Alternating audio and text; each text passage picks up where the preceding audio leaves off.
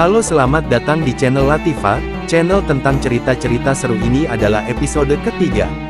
Setelah Syahrazad berkeras hati kepada ayahnya untuk menjadi tebusan bagi Raja Syahrayar, sang ayah pun menceritakan kisah saudagar kaya, sapi dan keledai untuk membujuknya. Oke, lanjut. Setelah pada episode sebelumnya si keledai memberikan peringatan tentang nasib si sapi. Setelah mendengar ucapan keledai, sapi menyatakan terima kasih kepada keledai. Besok pagi, beristirahatlah bersama pelayanmu, kata sapi. Percakapan kedua hewan itu kembali didengarkan oleh sang majikan. Kemudian, sapi menghabiskan makanannya dengan lahap, sampai menjulurkan lidahnya untuk menjilati sisa-sisa makanan. Pada suatu siang, saudagar pergi bersama istrinya menuju sebuah tempat peristirahatan. Keduanya duduk-duduk di sana menikmati pemandangan dan semilir angin. Saat itu, buruh tani mendatangi kandang sapi dan membawanya pergi ke sawah.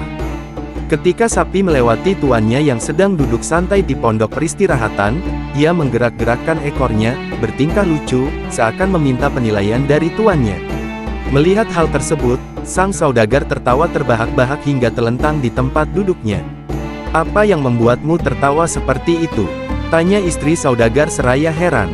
"Aku melihat dan mendengar sesuatu, tetapi aku tidak mampu mengatakannya, sebab aku terancam kematian," jawab sang saudagar.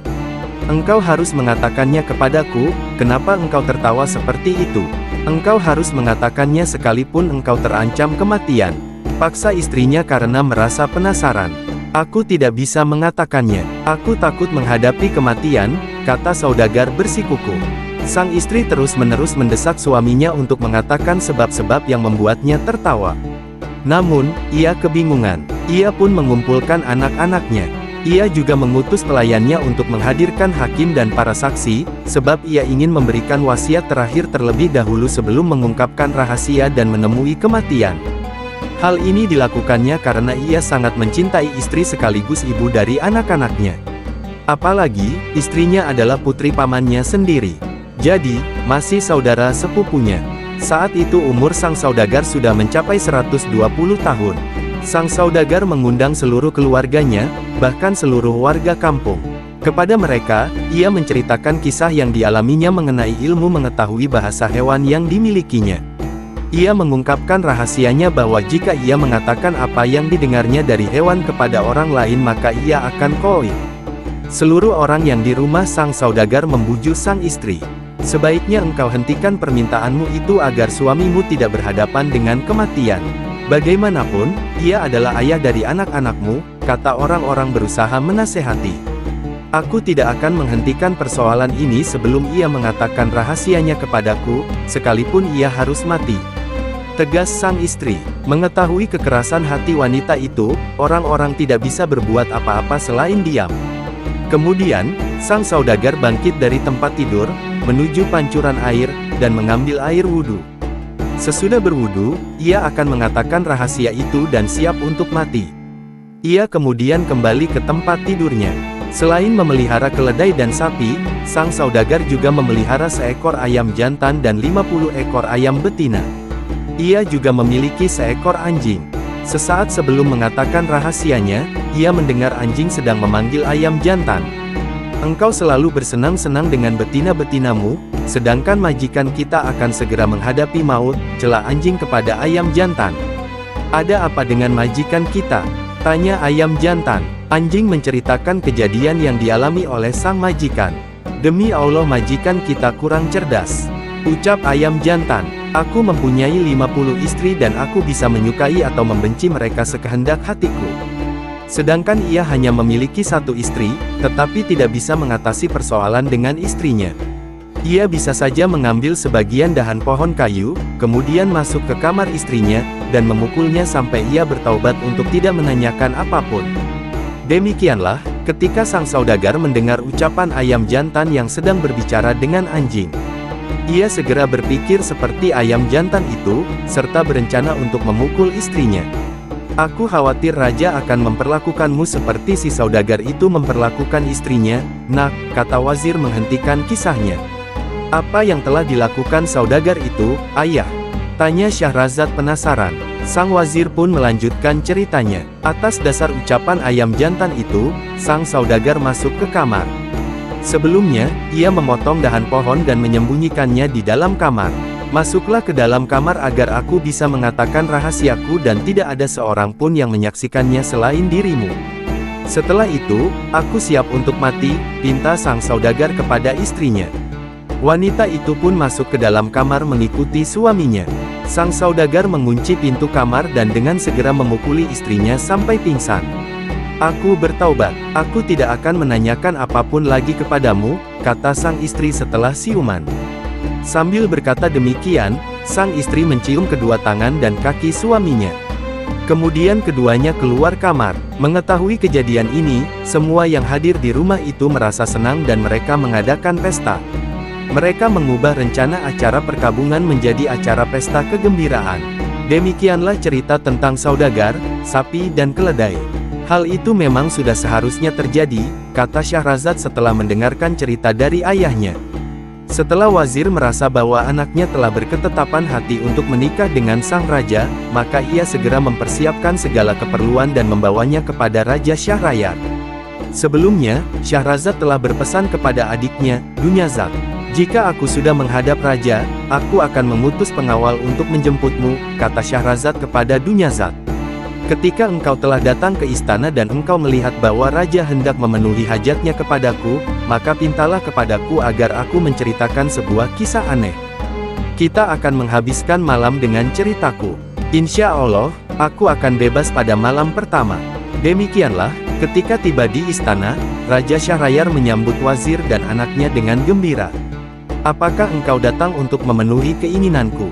tanya Raja Syahrayar. "Benar yang mulia," jawab wazir. Maka, Syahrazad pun resmi menjadi permaisuri raja. Ketika raja hendak memasuki kamar pengantin, Ratu Syahrazad menangis. Raja Syahrayar terkejut, "Apa yang terjadi padamu?" tanya Raja Syahrayar. "Yang mulia, hamba mempunyai adik perempuan. Hamba ingin mengucapkan selamat berpisah kepadanya," jawab Ratu Syahrazad sambil sesenggukan. Raja Syahrayar pun segera mengutus pengawal untuk menjemput adik iparnya. Tidak berapa lama kemudian, Dunyazad duduk di lantai dekat ranjang pengantin. Sang raja kemudian membawa Ratu Syahrazad ke peraduannya, ia mencumbu dan menikmati keperawanan Ratu Syahrazad. Kemudian setelah selesai memadu cinta, Ratu Syahrazad mengajak raja menemui adiknya. Mereka duduk bersama dan bercakap-cakap. "Demi Allah, sudilah kiranya kakak menceritakan sebuah kisah kepada kami sekedar menunggu rasa kantuk menjelang," pinta Dunyazad kepada Ratu Syahrazad. "Dengan senang hati, adikku, jika baginda yang bijak ini mengizinkannya," jawab Ratu Syahrazad.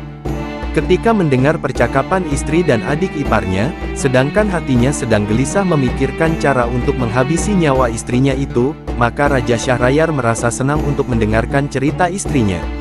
Maka, Ratu Syahrazad pun bercerita, kisah saudagar dan jin. "Baginda raja yang berbahagia, hamba pernah mendengar kisah tentang seorang saudagar yang memiliki banyak harta dan banyak kawan di sebuah negeri.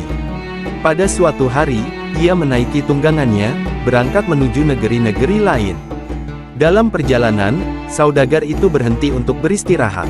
Setelah melepaskan pelana dari tunggangannya, ia duduk di bawah sebuah pohon. Ia mengambil remukan roti dari kantong pelana dan memakannya dengan kurma. Selesai memakan kurma, ia melemparkan bijinya. Tiba-tiba, muncullah jin ifrit yang tinggi besar. Di tangannya, terhunus sebilah pedang. Jin itu mendekati saudagar. "Hai manusia, bangunlah.